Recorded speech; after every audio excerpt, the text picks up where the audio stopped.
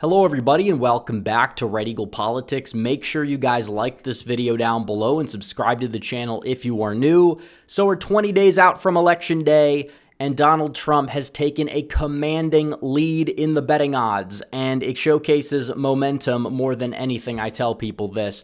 Does Donald Trump have a 58% chance to win the presidency? I think it's a little bit more than that actually, but it shows that the betting markets are starting to mirror what I've been saying this entire time, and that is that the Kamala Harris rise was not sustainable. She was not going to just take the lead and be this strong candidate who's going to go out there and dominate Donald Trump. She's not even polling anywhere close to the margin that Joe Biden even got in 2020 in the national popular vote, and you see this here across these states, and we have new polling that does not look good for her. And you have Arizona, which is a state that Trump is looking to flip back in his column. He's almost at 70% in terms of his chances to win the state. Georgia, it's at 65. North Carolina, it's at 63. You have states like Pennsylvania and Michigan where he's currently, above 55% odds in right now to win those states. And you look at Wisconsin, I think Wisconsin, people are underestimating Trump there because the polling typically does. I think people need to look at trends, demography, etc.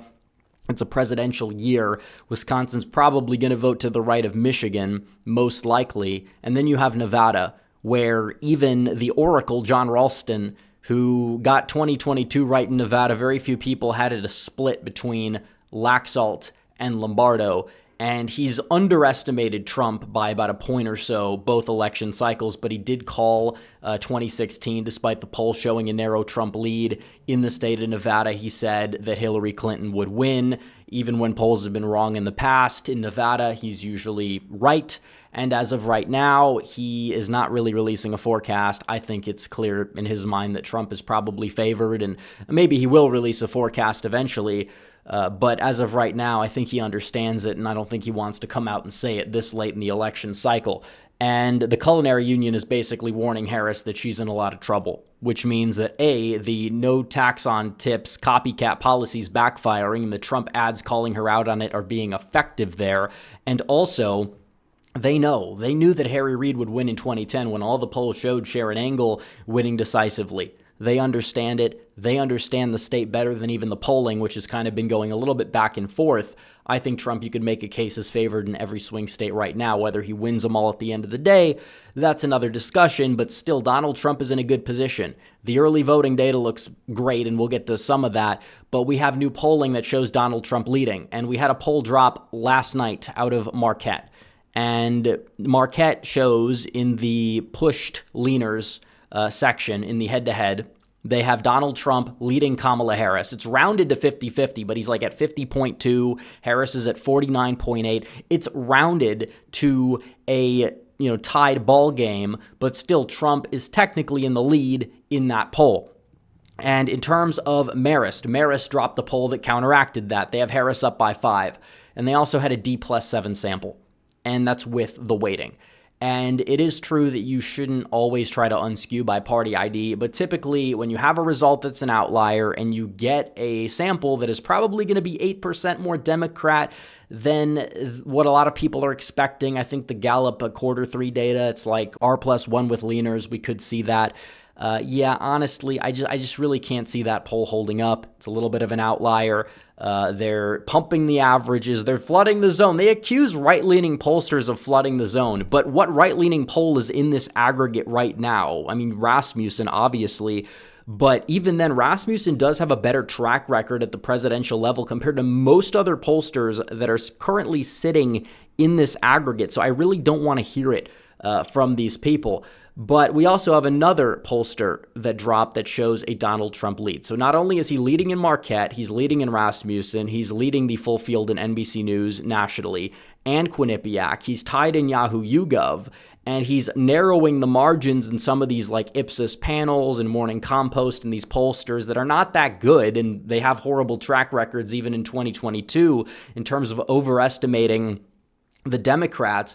What we have is a Fox News poll, which again, there's this reputation. Fox is right-leaning, so their polls must be right-leaning. Wrong. That's not how it operates. They have an anti-Trump Republican, and they have a Democrat, a liberal Democrat. You have two pollsters. You have Beacon and Shaw, and they poll for Fox News together. They're not biased for Donald Trump. They're not biased. You could maybe make a case they're more biased against Trump, but their polls usually underestimate Trump, whether intentionally or not. You want to look at 2020 in terms of their second to last poll. I believe Fox News had Biden up by 10. That was their early October poll. And their final poll had Biden up by 8. So they are not a pollster that typically has overestimated Donald Trump, and they show Donald Trump in the lead. They show him at 50%. They show Harris at 48%. And we got to get into that interview at some point, maybe a second video today, because a lot of people are saying she didn't do a very good job. I haven't seen it at the time I'm recording this video, but that is absolutely brutal if true, because this is supposed to be her like, oh, I'm going to go on Fox. I'm going to reach the more Republican crowd. And that's not exactly good, because it shows that she's losing her own base, which is why she's pulling money out of Milwaukee and putting it into Philadelphia. But also she's trying to chase Republican voters, and she's like the most liberal senator that was in the Senate at the time that she was in the Senate, and is trying to flip-flop on everything.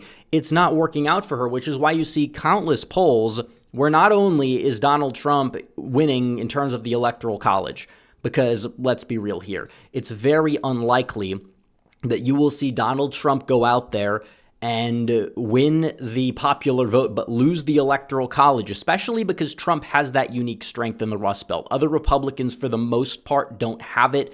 Donald Trump does. And that's why, some of those down ballot effects, he might carry some of those Senate candidates in the Rust Belt states to victory for various reasons. I call it the BOGO Belt just as much as I call it the Rust Belt at this point for that very reason. But in terms of Trump and Fox News, this is not a pollster that's friendly to him. He has a 2-point lead nationally. And when RCP updates it, which I don't know if they have yet, maybe if we refresh it, they have, but the aggregate should be Harris leading by 1.4%. And a 1.4% lead where Donald Trump is close to 48%, Harris is, falling below 49%.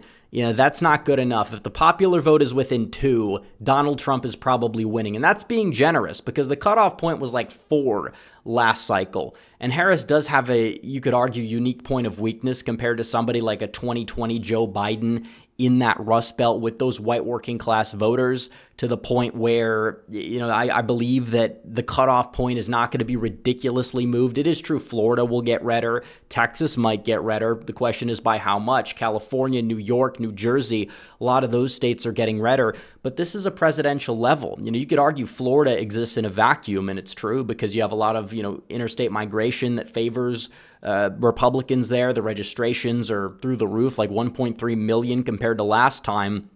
And on top of that, you have a lot of these Hispanic subgroups that exist in Florida, like Cubans that are moving to the right, and they exist in high numbers there. They don't really exist in high numbers in really any other state.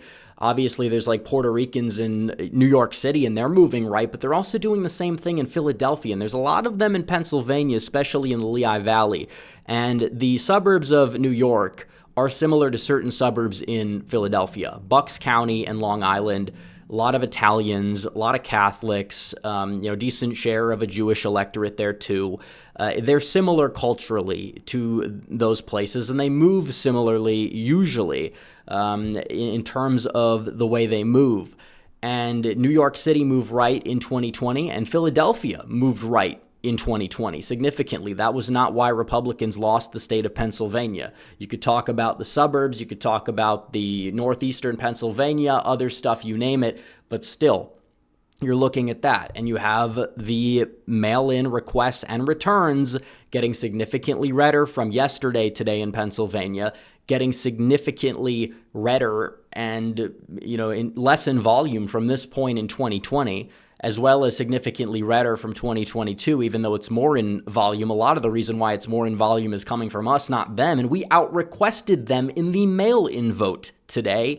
And that's not the first day it happened, but it happened significantly. Like, Democrats haven't grown their firewall over the past week on net, which is not exactly a good sign for them. We'll see if they're able to turn a corner there. But if they've kind of just tapped out at like the margin of requests that they've tapped out at, it's not going to be enough. Even if they get all those ballots returned, it's still likely not going to be enough. And that's probably not going to happen if history is really telling us anything.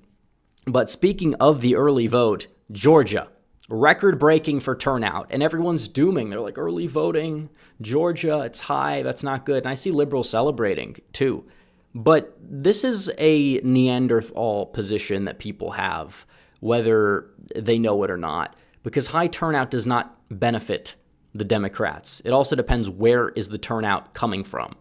And if the high turnout is in Republican areas, and you're getting these white working class voters in rural Georgia to vote in record numbers, then that's great for Donald Trump. And it's true, you talk about the early voting, 37 out of the top 40 counties in the state are Republican leaning for turnout so far, while 27% or 27 out of the bottom 40 are Democrat leaning.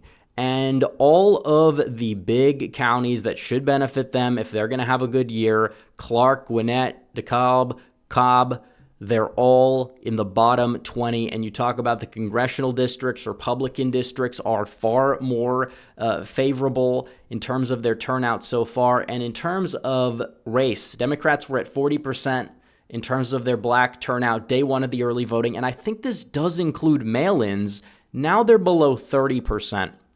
Kamala Harris has a problem. They thought that because they could put a, black woman, as they call it, on the top of the ticket, that it's going to be 2008 Obama all over again, and it's not true. And they're trying to sell Kamala Harris as somebody, oh, she grew up like you. It's like, did black people in Georgia grow up in Canada? And were they raised by their Indian mothers in Canada? Very, very, very, very few of them have that. And that's just kind of the way it is, whether people like that or not, whether they think it's politically correct or not, I don't care. It's true.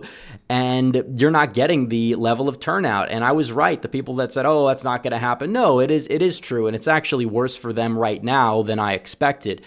Now, do I think that Kamala Harris has time to possibly turn the tide? Yeah, it's only one day. Modeling isn't perfect, but it is true that there's no lines in these places in Fulton County, DeKalb County. But you look at certain parts of like the exurbs of Atlanta, the northern exurbs, Paulding County, very, very Republican, decent population center. They have huge lines, and those people are voting for Donald Trump by and large. And I think it's very difficult at this point, given the preliminary early data, but also just common knowledge and what we know and what we've seen in other places like Virginia that are starting to transpire in places like Georgia. It seems like Republicans have the edge. It's going to be hard for Trump to lose Georgia and North Carolina, and honestly, Arizona. He needs to pick off a Rust Belt state, and he's home. That's pretty much all that matters. So we'll continue to monitor the polling, the early voting data, and we got to get into this interview at some point within the next day. But not good news for Kamala Harris. Donald Trump getting a massive boost right now. So anyways, guys, thanks for watching this video. Like this video down below, comment down below, subscribe to the channel, hit the bell for notifications so you never miss another video. Follow me on social media. The links are all in the description down below, and I will see you guys in the next one. Red Eagle, out.